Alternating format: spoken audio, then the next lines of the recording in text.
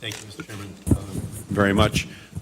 It's pretty clear that Russia is using natural gas as its weapon, not just against Ukraine, but in trying to influence the response from the EU. And that is the Achilles heel of the Ukraine. It's the Achilles heel that the Russians are seeking to exploit across the spectrum. And I'm not going to talk about LNG exports here, except to say, one, we don't have a terminal built in the United States to export to Ukraine. Two, if we did have a terminal, Ukraine does not have a terminal to accept it. And if we were trying to send it through the Straits of Bosporus, the Turks say they would block it for safety reasons. And third, even if we did put it out in the open seas, it would go to the highest price, which is Asia. And we don't control where it goes. The Senate Foreign Relations Committee, the administration, no one controls where it goes on the open seas. So just being realistic about LNG. What we can do, however, is recognize that Ukraine is the second least energy efficient country in the world. Uzbekistan is last. Ukraine is second from last out of 180, 190 countries. Pretty sad shape, huh? Now, we also know that if Ukraine just increases its energy efficiency to Poland's level, it backs out 3/4 of the natural gas it has to import. Let me say that again. If it increases its energy efficiency to Poland's level, it backs out 3/4 of the natural gas it has to import from Russia. And that's because right now they're using Soviet-era boilers, Soviet-era buildings, Soviet-era standards. Russia moved after 1990, so did Poland.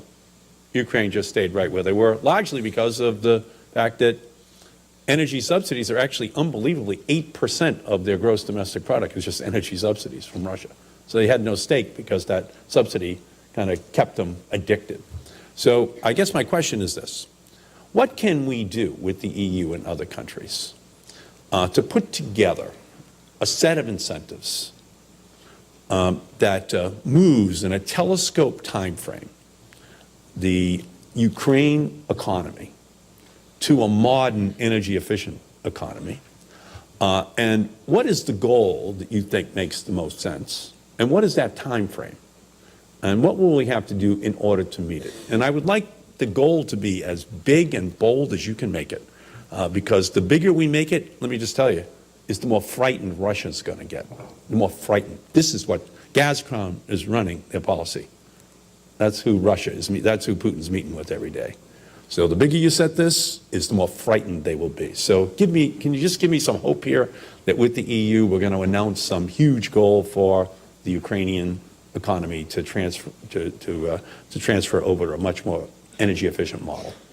Well, Senator, energy efficiency is one of our main lines of effort with the government of Ukraine, with our assistance. If you've ever spent time there in the winter where the heat's blazing out of the radiators and all the windows are open in government buildings, this speaks to the inefficiency. So, but as you know from your own work, fixing a problem like that is a medium-term problem. It involves giving them new technologies. It involves giving them lots of advice about tax incentives and the kinds of things that create change in the way buildings are heated, in the way energy is used. But it also speaks to so we're working on all of those things, and we have part of our AID assistance is very much targeted on this issue, as is the work of a number of U.S. companies who specialize in energy efficiency. But as you say, the most important thing is to reduce the price of Gazprom gas in Europe, which speaks to this larger effort that we have going with the EU and in the transatlantic space to encourage more building of interconnectors, more building of LNG terminals for gas from anywhere to reduce the price. LNG is just a red herring. We might as well put an aquarium out here to cover the whole LNG story. Okay? It just isn't going to be something that works in the free market in the world that we live in. Okay, it's going to the highest price.